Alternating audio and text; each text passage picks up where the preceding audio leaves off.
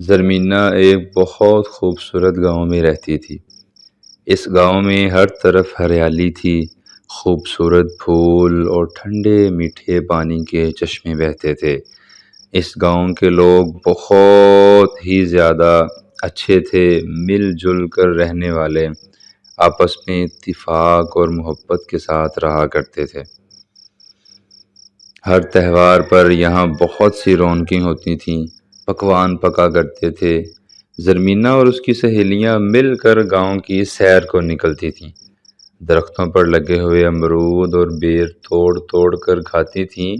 کسی بھی چھوٹی بچی یا بچوں کو درخت پر چڑھا دیتی اور وہ بیر اور امرود توڑ توڑ کر نیچے پھینکتا اور یہ نیچے سے اپنی جھولیاں بھر لیتی تھیں اور پھر سب آپس میں اتفاق کے ساتھ تقسیم کر لیتی تھیں۔ گاؤں میں ایک سکول تھا جہاں صبح سویرے سب بچے مل کر سکول جاتے تھے۔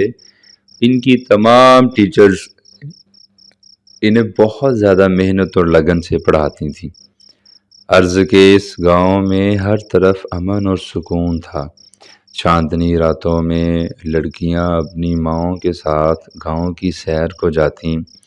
چوپال میں بڑے بوڑھے یعنی بزرگ پرانے زمانے کے قصے اور کہانیاں سناتے تھے، جسے لڑکے بہت زیادہ شوق سے سنتے تھے۔ لیکن کچھ عرصے سے گاؤں میں ایک پریشانی دوڑ گئی تھی، کیونکہ گاؤں میں چوریاں ہو رہی تھیں۔ جبکہ حیرت والی بات یہ تھی کہ گاؤں میں کوئی اجنبی شخص بھی نہیں آیا کہ جو چوریاں کر سکے، جس پر شک کیا جا سکے۔ گاؤں والے تو سب ایک دوسرے کو عرصہ دراز سے جانتے تھے۔ انہیں پتا تھا کہ گاؤں کا کوئی بھی بچہ یا بڑا چوری نہیں کر سکتا، تو پھر یہ کس کا کام تھا؟ سب اپنے اپنے طریقے سے کھوج لگا رہے تھے کہ یہ کس کا کام ہو سکتا ہے، لیکن بار بار ناکام ہو رہے تھے۔ چاچا راجو کی قیمتی کپڑے کی پگڑی، جو وہ صرف شادیوں پر یا پھر کسی خاص تہوار پر پہنتے، زرمینہ کی امی کے چاندی کے جھمکے، تازہ گل کا 5000 کا نیا نوٹ اور گل لالا کا سونے کا ہار، آخر اتنی چیزیں کون لے گیا؟ سب پریشان تھے۔ چوریاں دن بدن بڑھتی جا رہی تھیں۔ ایک دن شام کو زرمینہ اور اس کی 2 سہیلیاں پری گل اور مریم چشمے کے کنارے اس کے ٹھنڈے پانی میں پاؤں ہلاتی ہوئی نظر آئیں۔ پری گل اور مریم چشمے کے کنارے اس کے ٹھنڈے پانی میں پاؤں ڈالے بیٹھی باتیں کر رہی تھیں کہ اچانک چھن چھن کی آواز آئی۔ تینوں لڑکیوں نے پیچھے مڑ کر دیکھا تو کوئی نہیں تھا۔ وہ خوف زدہ ہو گئیں۔ امی نے کہا تھا کہ اندھیرا ہونے سے پہلے ہی بیٹا واپس آ جانا۔ مریم بولی، ہاں، آج باتوں باتوں میں پتہ ہی نہیں چلا کہ اب ہلکا سا اندھیرا ہو گیا ہے۔ پری گل نے کہا، چلو واپس چلیں۔ زرمینہ بولی۔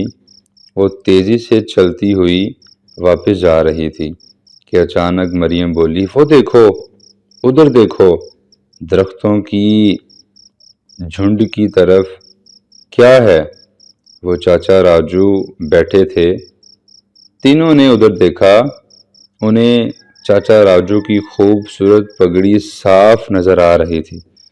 وہ حیرت سے ادھر دیکھے جا رہی تھیں کہ انہیں پھر چھن چھن کی آواز آئی۔ یہ آواز بہت قریب سے آئی تھی۔ اس سے پہلے کہ وہ ڈر کر بھاگتیں، چھن چھن کی آواز ان کے بالکل سامنے آ گئی۔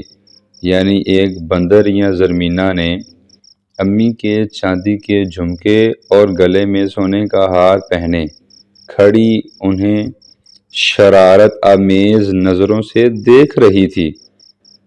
اتنے میں چھلانگ لگا کر وہ بندر بھی سامنے آ گیا، جو چاچا کی پگڑی پہنے کھڑا تھا۔ پھر کیا تھا، کئی اور بندر بھی آ گئے۔ جوان بچیوں کو دیکھ کر اچھل کود کرنے لگے اور ہر کسی کے پاس کوئی نہ کوئی چوری کی چیز لازمی تھی۔ وہ تینوں حیرت سے کھڑی یہ دیکھ رہی تھیں۔ پھر ایک دم انہیں بہت زور سے ہنسی آ گئی کہ یہ بندر تھے جو اتنے دنوں سے گاؤں والوں کی پریشانی کا باعث بنے ہوئے تھے۔ چونکہ اندھیرا ہو گیا تھا اس لیے زرمینہ اور مریم وغیرہ کے امی ابو انہیں ڈھونڈتے ڈھونڈتے ادھر آ نکلے۔ انہیں بھی معلوم ہو گیا کہ یہ بندروں کی کارستانی ہے۔